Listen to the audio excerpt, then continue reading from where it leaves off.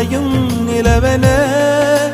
கூந்தல் கொண்டு முகத்தை நீயும் மூடும் அழகென